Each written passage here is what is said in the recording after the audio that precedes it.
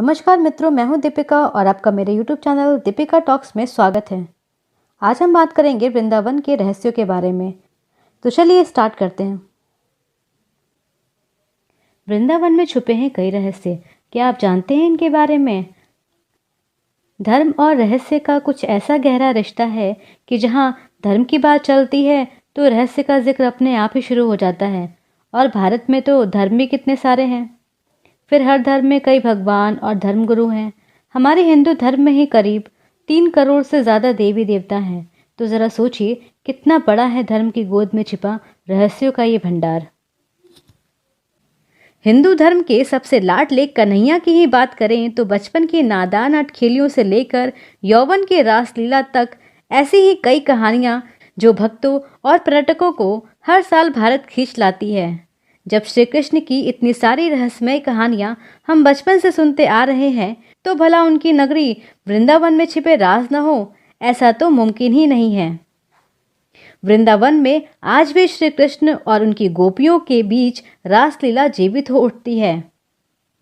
जी हाँ, ये बात सुनकर आप हैरान जरूर हो गए होंगे। तो ज़रा कुर्सियों की पेटी बांध लीजिए, क्योंकि मैं आपको यहाँ छुपे कुछ ऐसे ही रहस्यों के बारे में बताने वाली हूँ। वृंदावन के रंग महल में हर रोज आते हैं श्री कृष्ण।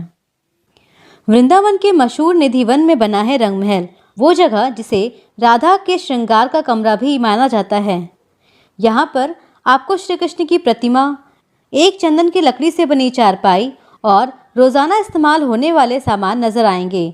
हर शाम आरती के बाद यहाँ के पंडित इस कमरे में चांदी के गिलास में पानी, दातून और बिस्तरों को ऐसे तैयार करते हैं जैसे कोई रहने आ रहा हो। मानो या ना मानो, यहाँ हर रात एक मेहमान आता भी है और वो है स्वयं श्री कृष्ण। अब आप इसे सबूत कहें, चमत्कार या फिर रहस्य, लेकिन हर सुबह रंग महल खुलने पर पानी का गिलास आधा खाली, इस्तेमाल की हुई दातून और बिस्तर कुछ यूं बिखरे होते हैं जैसे यहाँ कोई रात गुजार कर गया हो।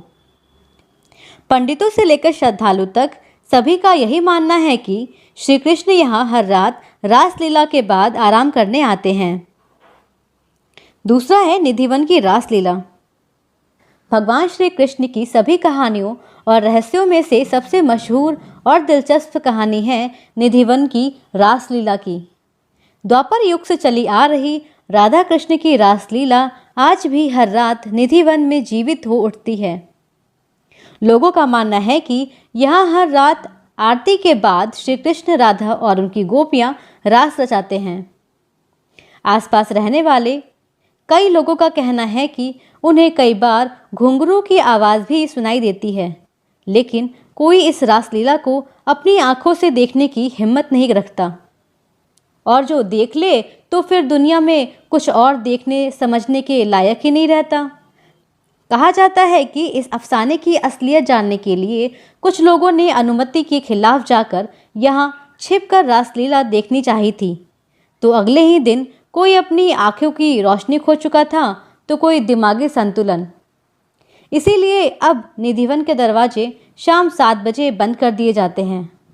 सिर्फ इतना ही नहीं, निधिवन के आसपास रहने वाले लोगों ने तो अपनी खिड़कियों को ही ईंट लगवाकर हमेशा के लिए बंद करवा दिया, ताकि गलती से भी रासलीला की झलक न देख सकें। तीसरा, निधिवन के पेड़ों का बदलता रूप। निधिवन के पेड़ों को देखते ही आपको पता लग जाएगा कि ये आम पेड़ों से अलग हैं। जहां आमतौर पर पेड़ ऊपर की तरफ बढ़ते हैं, वहीं निधिवन में मौजूद पेड़ों की ऊंचाई बेहद कम है और इनकी शाखाएं इनकी जड़ों की ओर बढ़ती हैं। यहाँ पेड़ भी आपस में गुथे हुए हैं, जो इस जगह को देखने में भी रहस्यमयी बनाती है। सिर्फ इतना ही नहीं, यहाँ मौजूद तुलसी के पेड़ अकेले नहीं बल्कि जोड़ों में पाए जाते हैं। माना जाता है कि तुलसी के यही पत्ते रात में गोपियों का रूप ले लेते हैं और सुबह होने पर फिर तुलसी में बदल जाते हैं। लेकिन अगर कोई इन पत्तों को तोड़कर ले जाने की कोशिश करता है तो या वो नाकाम हो जाता है या फिर उसका भी वही हाल होता है जो रासलीला देखने वालों का होता है। तो ये थे वो कुछ राज जो वृंदावन की गलियों में बसे हैं। अब आप इन्हें सच माने या फसाना, ये तो आपके ऊपर है, लेकिन ये रहस्य ही है जो इन गाथाओं और जगहों को खास और दिलचस्प बनाती है। कैसे पहुंचे वृंदावन?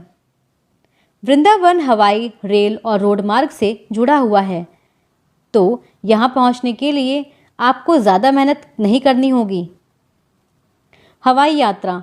वृंदावन के लिए सबसे करीबी एयरपोर्ट आगरा में बना खेरिया एयरपोर्ट है, जो श्री कृष्ण के नगरी से सिर्फ 72 किलोमीटर की दूरी पर है, जिसे आप 1.5 घंटे में तय कर सकते हैं। रेल यात्रा। वृंदावन के लिए कोई सीधी ट्रेन तो नहीं है, लेकिन आप मथुरा स्टेशन तक रेल के जरिए पहुंच सकते हैं। यहाँ से वृंदावन की दूरी सिर्फ 13 किलोमीटर की है और आप यहाँ आधे घंटे में पहुंच जाएंगे। रोड यात्रा। आप बस या टैक्सी के जरिए वृंदावन पहुंच सकते हैं। अगर आप दिल्ली से आ रहे हैं तो आपको 182 किलोमीटर का सफ़र तय करना होगा, जिसके लिए राज्य परिवहन और प्राइवेट दोनों तरह की बसें आपको रोज़ाना मिल जाएंगी और आप ये सफ़र 3.5 घंटे में पूरा कर लेंगे। आगे हमारे साथ जुड़े रहने के लिए इस चैनल को सब्सक्राइब करके बेल आइकन को दबाना बिल्कुल भी ना भूलें। और अगर आपको हमारे द्वारा दी गई जानकारी पसंद आई है तो लाइक का बटन ज़रूर दबाएं और कमेंट करके हमें ज़रूर बताएं कि आपने अब तक वृंदावन के दर्शन किए हैं या नहीं।